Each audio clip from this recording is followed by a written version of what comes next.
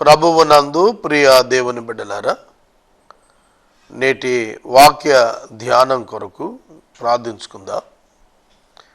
Episode సహకారులు కావాలి, ప్రార్థించండి. మమ్మలను మిక్కిలిగా ప్రేమిస్తున్న మా ప్రియ తండ్రి, మీకు వందనాలు, స్తోత్రాలు. నేటి వాక్య ధ్యానము ద్వారా మాతో మాట్లాడుము అని ప్రార్థిస్తున్నాము. ఎపిసోడ్ సహకారులను పంపండి. JVC 360 వీడియో కెమెరా కొరకు ప్రార్థిస్తున్నాము. మీ కృపలో మాకు దయచేయండి అని విజ్ఞాపన చేస్తున్నాము. సహాయం చేయండి. నేటి వాక్య ధ్యానము గ్రహించుటకు మాకెల్లరకు కృపనివ్వండి. యేసు నామమున ప్రార్థిస్తున్నాము తండ్రి, ఆమేన్. ప్రియమైన దేవుని బిడ్డలారా, మీ పరిశుద్ధ బైబిల్ గ్రంథాన్ని తెరవండి. లూకా శుభవార్త 12వ అధ్యాయం 49వ వచనం నుండి వాక్యాన్ని గమనించండి. యేసుక్రీస్తు ప్రభువు తన శిష్యులతో మాట్లాడుతున్నారు. తాను ఈ లోకములోనికి ఎందుకు వచ్చారో చెబుతున్నప్పుడు, అక్షరార్థంగా తీసుకున్నప్పుడు ఇది అపార్థానికి గురైన మాట. నేను భూమి మీద అగ్ని వేయవచ్చి తిని అది ఇదివరకే రగులుకొని ఉండాలని ఎంతో కోరుచున్నాను. ఈ మాట చూడండి. నేను భూమి మీద అగ్ని వేయవచ్చి తిని, I came to caste fire on the earth. అది ఇదివరకే రగులుకొని మండాలని ఎంతో కోరుచున్నాను. And would that it were already kindled. ఇదివరకే అది మండాలను కోరుతున్నాడట, అగ్ని వేయ వచ్చాడట. ఏమిటి దీని అర్థం? భూమి మీద అగ్ని వేయటానికి రావటం ఏమిటి? దీన్ని మరొక సువార్తలో చెప్పాడు. అత్తకు కోడలు, కోడలకు అత్త వ్యతిరేకంగా అయ్యేట్లు చేయటానికే వచ్చాను అన్నాడు. ఒక పాంప్లెట్ ఒక హిందూ ఫెనటిక్ రిలీజ్ చేశాడు. అందులో బైబిల్ గ్రంథంలోని దేవుళ్ళు అత్తా కోడళ్లకు గొడవ పెట్టడానికి వచ్చిన దేవుడు అని వ్రాశాడు. బైబిల్ గ్రంథంలోని దేవుడు ఏమి దేవుడు? అత్తా కోడళ్ల మధ్య అగ్ని వేయి వచ్చిన దేవుడు. కాబట్టి ఈ దేవుడు కాదు, యేసు దేవుడు కాదు అని ఆర్గ్యుమెంట్ పెట్టాడు. ఆ మాట అర్థం ఏమిటి? అత్తకు కోడలకు మధ్య, తండ్రికి కుమారులకు మధ్య, అన్నదమ్ములకు మధ్య అగ్ని వేయబడుట అంటే అర్థం ఏమిటి? They were going to separate because of my self. నా వలన వాళ్ళు విడిపోబోతున్నారు. దాని వెనకాల అర్థం ఉంది ఏమిటంటే, యేసును నమ్మిన వారి యొక్క కుటుంబీకులే వెలేస్తారు. యేసును నమ్మిన వాడిని ఆ వ్యక్తి యొక్క కుటుంబ సభ్యులే వెలేస్తారు, అసహించుకుంటారు, మరియు మరణానికి అప్పగిస్తారు. వారిద్దరి మధ్యన ఎడబాటు వస్తుంది. యేసును నమ్మినందున ఆ వ్యక్తిని అంగీకరించరు. నమ్మిన వ్యక్తి వెనకడుగేయడు, కుటుంబీకులు ముందడుగు వేయరు. వారి మధ్య అగాధం అలాగే ఉండిపోతుంది. వారు శత్రువులుగా భావించుతారు యేసును నమ్మిన వాడిని. ఆనాడే కాదు, ఈనాడు కూడా అదే జరుగుతుంది.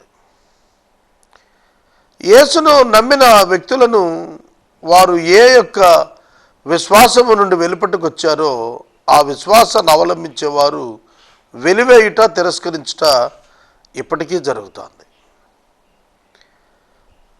కనుక అత్త యేసును అంగీకరిస్తే కోడలు ద్వేషిస్తోంది అత్తను యేసును బట్టి. కోడలు యేసును అంగీకరిస్తే కోడలను ద్వేషిస్తోంది అత్త యేసును బట్టి. కనుక యేసును అంగీకరించిన వారు అంగీకరించని వారి చేత సమస్య ఎదుర్కొంటారు.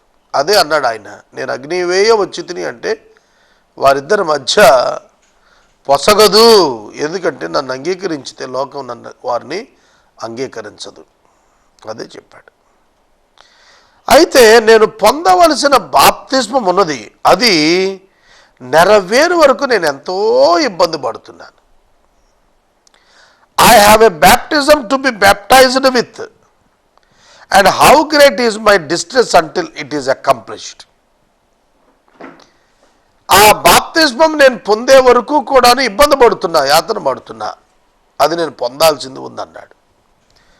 రోమాపత్రిక 6వ అధ్యాయం బాప్తిస్మం అంటే మరణము పునరుద్ధానాల్లో పాలుభాగం అని చెప్పాడు. ఇక్కడ కూడా అంతే. Jesus has to die spiritually and has to resurrect spiritually. Jesus has to die physically and has to resurrect physically. Physical death, physical resurrection పెద్ద ముఖ్యమైన విషయంగా అది యేసు ఎంచలా. బట్ ద స్పిరిచువల్ డెత్, ఆధ్యాత్మిక మరణానికి వెళ్ళాలి యేసు. అంటే పాపమెరుగని ఆయన పాపి స్థానంలో దేవుని చేత విడవబడాలి, దేవునికి దూరం కావాలి. ఇది ఆయన్ని యాతన పెట్టింది. ఏమిటి ఆయన్ని యాతన పెట్టింది? Separation from God. అది ఎన్ని క్షణాలు అవనివ్వండి, దట్ ఈస్ డిఫరెంట్ ఇష్యూ. అది ఎంతైనా అవనివ్వండి, ఎంత తక్కువ సమయం అయినా అవనివ్వండి, అది ఆయనను ఇబ్బంది పెట్టినది. ఇవాళ ఒక విశ్వాసిగా నువ్వు నాకు చెప్పాలి, నేను నీకు చెప్పగలగాలి, నేను ఎక్కడ ఇబ్బంది పడుతున్నాను? దేవుడు నా జీవితంలో లేనప్పుడు ఇబ్బంది పడతాను. అది నిజమైన విశ్వాసం. దేవుని కుమారుడు నా జీవితంలో ఉంటే నేను ఇబ్బంది పడను, ఇబ్బందిని జయిస్తాను. నేను పొందవలసిన బాప్తిస్మం spiritual death, separation from God. It is horrible for me. నేను చాలా ఇబ్బంది పడుతున్నాను దాన్ని నెరవేర్చడానికి. నేను భూమి మీద సమాధానము కలుగజేయవచ్చునని మీరు తలస్తున్నారా? కాదు, భేదాన్నే కలుగు చేయవచ్చునని మీతో చెప్పుచున్నాను. ఇందాక చెప్పాను, యేసును అంగీకరించిన వారు లోకములో వ్యత్యాసంగా ఉంటారు, లోకం చేత ద్వేషించబడతారు. లోకస్తులు వారిని అంగీకరించరు. కనుక నేను భూమి మీద సమాధానం కలుగజేయవచ్చాను అనుకుంటున్నారా? లేదు. యేసును నమ్మిన వాడితో లోకం సమాధాన పడదు, లోకంతో యేసును నమ్మినవాడు సమాధాన పడలేడు. గమనించాలి, యేసును నమ్మినవారు లోకంతో సమాధాన పడలేరు, యేసును నమ్మినవాడితో సమాధాన పడలేడు. ఇది ఎంతో వాస్తవం, దీన్ని మనం గుర్తెరగాలి. ప్రియమైన దేవుని బిడ్డలారా, ప్రభువు చెబుతున్నది ఏమిటి? మీరు నేను సమాధానం వచ్చిందని తలుస్తున్నారా? వాస్తవంగా ఆయన వచ్చింది తండ్రికి మనుషులకు మధ్య సమాధానం ఇవ్వటానికి. కానీ సంఘ పరిస్థితుల్లో సంభవించేవి చెబుతూ మనుషుల మధ్య విశ్వాసులను అవిశ్వాసులు ద్వేషిస్తారు అని చెబుతున్నాడు. ఇప్పటి నుండి ఒక ఇంటిలో 5 వేరుపడి 2కి విరోధంగాను, ముగ్గురికి విరోధంగాను 2 ఉందురు. తండ్రి కుమారునికి, కుమారుడు తండ్రికి, తల్లి కుమార్తెకు, కుమార్తె తల్లికి, అత్త కోడలికి, కోడలు అత్తకు విరోధులు అయి ఉంటారు, విరోధులు అయిపోతారు. బికాజ్ ఆఫ్ మీ. నన్ను నమ్ముకుంటే రిలేషన్స్ మధ్యలో మీరు విరోధులుగా కనిపిస్తారు. ఇప్పటికీ నాన్ క్రిస్టియన్ ఫ్రెండ్స్ ఎంతోమంది ఇలాంటి పరిస్థితులు ఎదుర్కొంటున్నారు. కొన్ని ప్రాంతాల్లో సువార్త నమ్మిన వారిని వెలేస్తున్నారు, సోషల్ బాయ్కాట్ చేస్తున్నారు. సోదరుడా, సోదరి, ఏ నరుడు దేవుని ఎదుట నీతిమంతుడు లేడు, ఏ నరుడు దేవుని ఎదుట నీతిమంతుడు లేడు. అయితే క్రీస్తు యొద్ద విశ్వాసము చేత నీతిమంతుడైన వాడు దేవుని రాజ్యాన్ని స్వతంత్రించుకుంటాడు. తండ్రికి కుమారుడికి, కుమారుడికి తండ్రికి, తల్లికి కుమార్తె, కుమార్తెకు తల్లికి, అత్తకి కోడలికి, కోడలికి అత్తకి విరోధులుగా ఉందరు. ఒకరంటే ఒకరు పొసగటం లేదు. పొసగని స్థితి. ఈ పొసగని స్థితి ఎందుకు వస్తోంది? ఒకడు ప్రభువుని అంగీకరిస్తే వేరొకడు వాడిని తృణీకరిస్తాడు. 54 వచ్చిన. మరియు ఆయన జనసమూహాలతో ఇట్లా అన్నాడు, మీరు పడమటి నుండి మబ్బు పైకి వచ్చడం చూచినప్పుడు వాన వస్తుందని వెంటనే చెబుతారు, అలాగే జరుగుద్ది. దక్షిణ గాలి విసురుడు చూచినప్పుడు వడగాలి కొడుతుందని చెబుతారు, అలాగే జరుగుద్ది. వేషధారులారా, మీరు భూమి ఆకాశాల వైఖరి గుర్తింప ఎరుగుదురు. ఈ కాలాన్ని మీరు ఎందుకు గుర్తింపలేకపోతున్నారు? మీరు ఈ కాలమును గుర్తింపనేలా? కాలాలు సమయాలు అన్నీ మీకు తెలుసు. పడమటి నుండి మబ్బు పైకి వచ్చినప్పుడు వాన వస్తుందని, దక్షిణపు గాలి విరుస్తూ ఉన్నప్పుడు అది కొట్టదని, వడగాలి కొట్టదని చెబుతారు కదా. వేషధారులు, ఈ కాలమును మీరు గుర్తింప నిరిగనేలా? ఏది న్యాయమో మీ అంతటా మీరు విమర్శింపనేలా? ఈ కార్యమును, ఈ వైఖరి గుర్తింప ఎరుగుదురు. మీరు భూమి ఆకాశముల వైఖరి గుర్తింప ఎరుగుతున్నారు, కానీ మీరు కాలాన్ని ఎందుకు గుర్తించలేకపోతున్నారు? ఆకాశంలో సంభవాలు ఏమి సంభవిస్తాయో తెలుసుకుంటున్నారు. విచిత్రం అండి. ఈ మధ్యన వాట్సాప్, ఫేస్బుక్స్లో చాలా విషయాలు పెడుతున్నారు. ఒక రోజున గుడివాడ అనే పట్టణం గురించి ఒక మెసేజ్ పెట్టారు పేపర్లో, నెట్లో. గుడివాడలో ఆంధ్ర రాష్ట్రంలోకెల్లా పొడవైనటువంటిది దినము కాలము, అంటే పగలు స్పాన్ ఎక్కువ ఉండేది, డే లైట్ స్పాన్ ఎక్కువ ఉండేది ఆంధ్రప్రదేశ్లో గుడివాడ అంట. 13 గంటల చిల్లర. అది 100 years బ్యాక్ ఒకసారి వచ్చిందంటే అది మళ్ళీ రిపీట్ అవుతుందట. అలా ఎన్నో ఆశ్చర్యాలు. కనుక దేవుడు చేసేటువంటి కార్యాలు సామాన్యమైనవి కాదు. ఆయన జనసమూహాలతో ఇట్లా అన్నాడు, మీరు పడమటి నుండి మబ్బు పైకి వచ్చి చూచినప్పుడు వాన వస్తుందని చెబుతారు, అలాగే జరుగుతుంది. దక్షిణ గాలి విసినప్పుడు వడగాలి వస్తుందని చెబుతారు, అలాగే జరుగుతుంది. వేషధారులారా, మీరు భూమి ఆకాశాల వైఖరి గుర్తింపు ఎరుగుతారు. ఈ కాలాన్ని మీరు ఎలా గుర్తింపనేలేదు? మీరు ఈ కాలమును గుర్తింపనేలా? అర్థమైందా?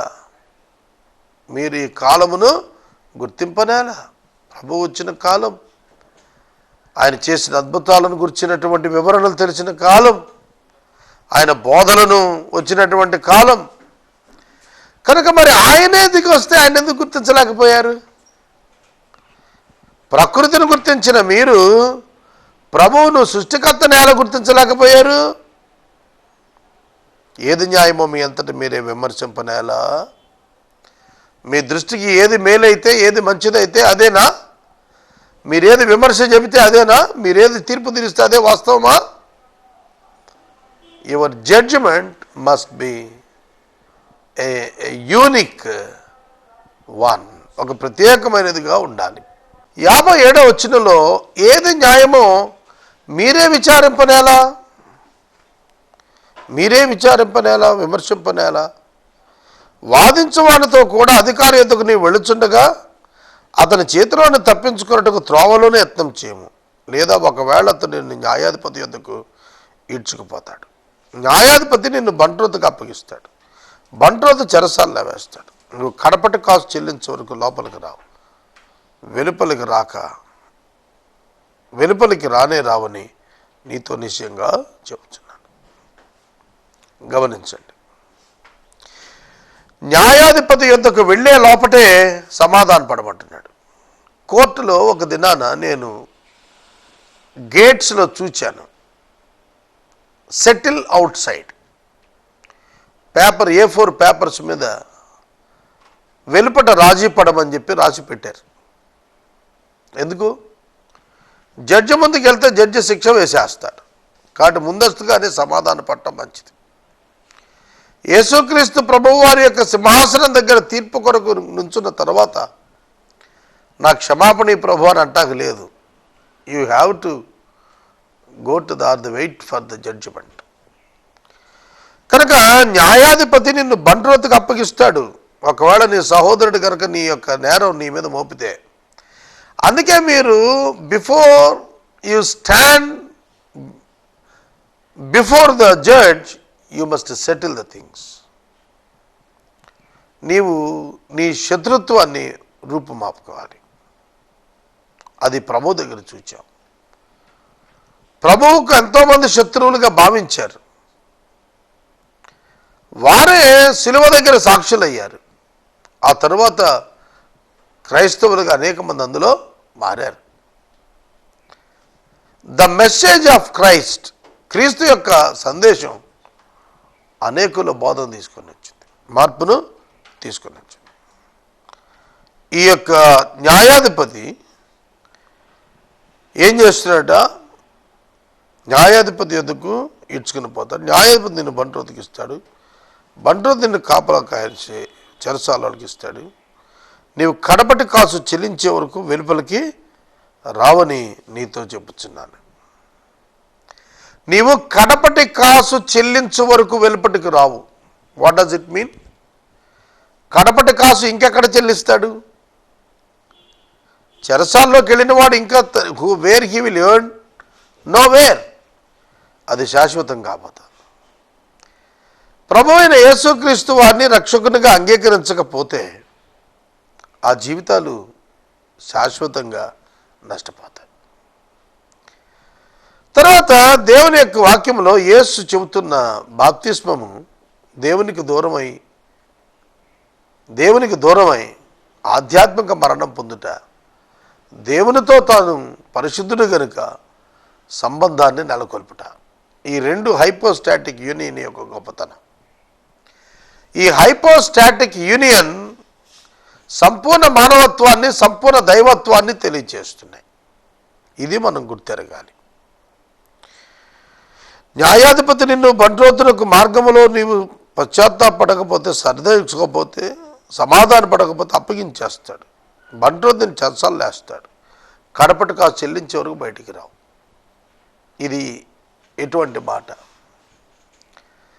Once you die, if you won't accept Christ, you have to go to the Hades.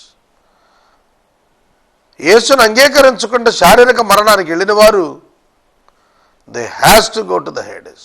పాతాళవశం అయిపోతారు, పాతాళవశం అవుతారు.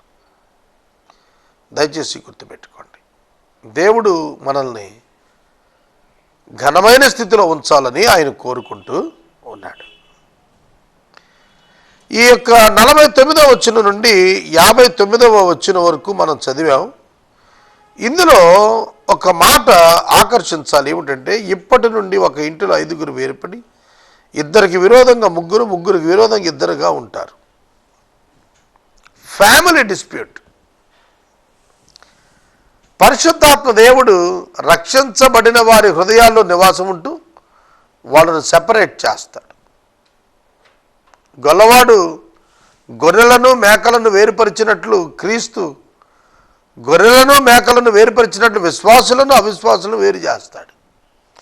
విశ్వాసులు ఒక ప్రక్కన ప్రభువుతో ఉంటారు, అవిశ్వాసులు పాతాళంలో ఏడుస్తూ కన్నీరు గారుస్తూ వేదన భరించలేక, మరణం లేక అలానే బాధించబడుతూ ఉంటారు. సోదరుడా, సోదరి, పరిశుద్ధ లేఖనాలన్నీ కూడా మనకు తెలియచేసేది ఏమిటంటే, క్రీస్తునందున్నవాడు లోకానికి గిట్టడు. క్రీస్తునందు నివసిస్తున్నవాడంటే లోకం వ్యతిరేకంగానే ఉంటుంది. ప్రభు అంటే లోకానికి లెక్క ఉండదు, లక్ష్యం ఉండదు. ప్రభు బిడ్డలన్నా కూడా అంతే. అట్టి వారికి సువార్త ప్రకటించడానికి దేవుడు మిమ్మలను ఏర్పాటు చేసుకున్నాడు. వాదించవాడితో కూడా అధికారి ఎదుగు నువ్వు వెళ్ళుచుండగా అతని చేతుల నుండి తప్పించుకుంటూ త్రోవలోనే ప్రయత్నం చేయి. ఒకవేళ అతను న్యాయాధిపతికి ఈడ్చుకొని పోయి అప్పగిస్తాడేమో. న్యాయాధిపతి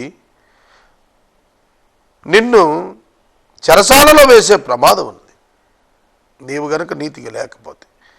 నీవు కడపట కాసు చెల్లించే వరకు బయటికి రా. ఇక్కడ మనం 12వ అధ్యాయాన్ని ముగించుకున్నాం. 13వ అధ్యాయంలోనికి వెళదాం. పిలాతు గలిలయ వారి కొందరి రక్తం వారి బలులతో కలిపి ఉండెను. 13వ అధ్యాయం ప్రారంభంలోనే పిలాతు గలిలయ వారైన కొందరి రక్తం వారి బలులతో కలిపి ఉండెను. అక్కడున్న వారు కొందరు యేసుతో ఈ మాటలు చెప్పారు. గలిలయుల యొక్క రక్తం బలులు అర్పిస్తున్నప్పుడు కలిసిందంటే వాళ్ళని కూడా చంపేశారు. ఆ స్థలంలో నరమేధం జరిగిందనమాట. కాబట్టి గలిలయ వారు పాపులు అని మీరు అనుకుంటున్నారా? గలిలయుల కంటే అట్టి హింసలు పొందినందున ఈ గలిలయులు అట్టి హింసలు పొందినందున వారు గలిలయులందరి కంటే పాపులను మీరు తలుస్తున్నారా? కారని మీతో చెబుతున్నారు.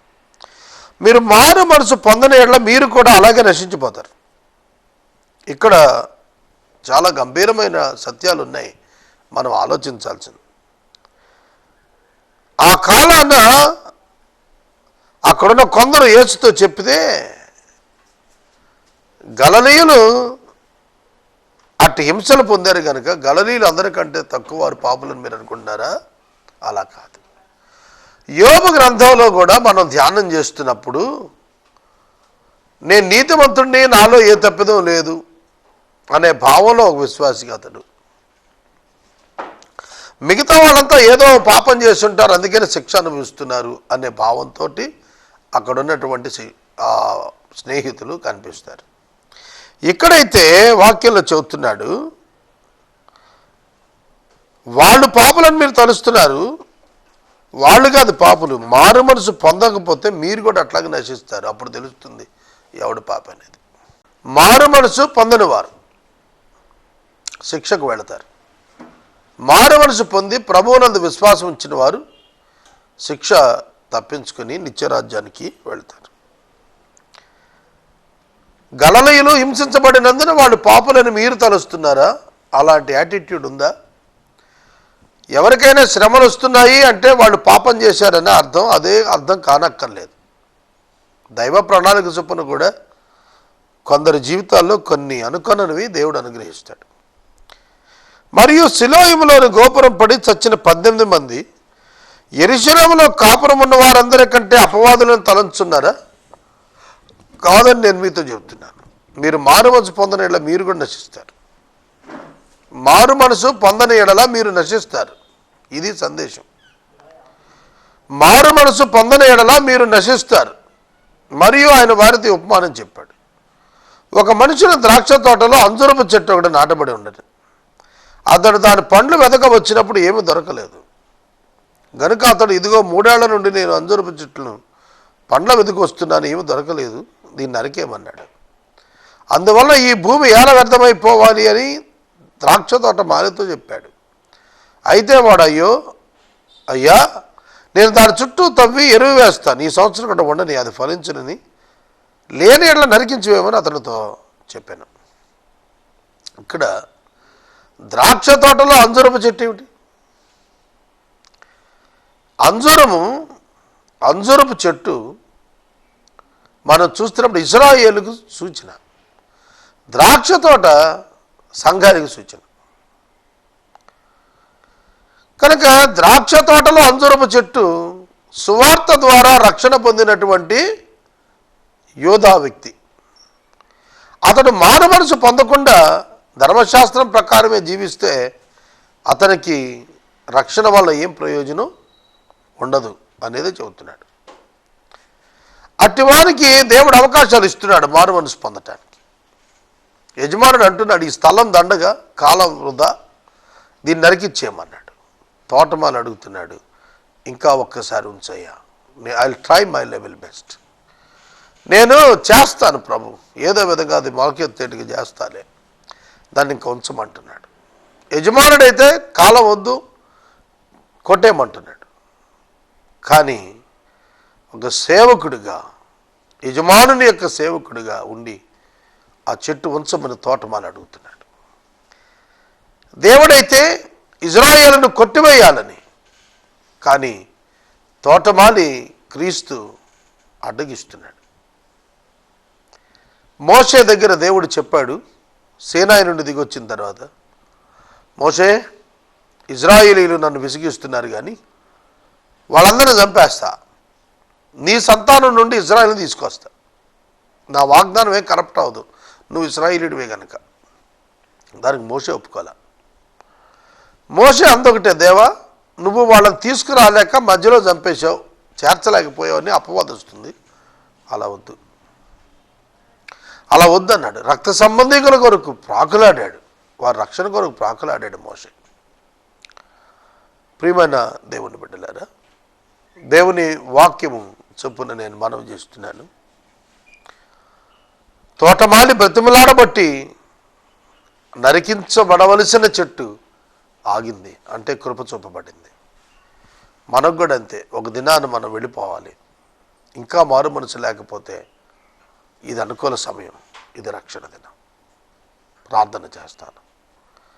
ఎపిసోడ్ సహకారులు కావాలి, తలలు వంచండి, విజ్ఞాపన చేద్దాం.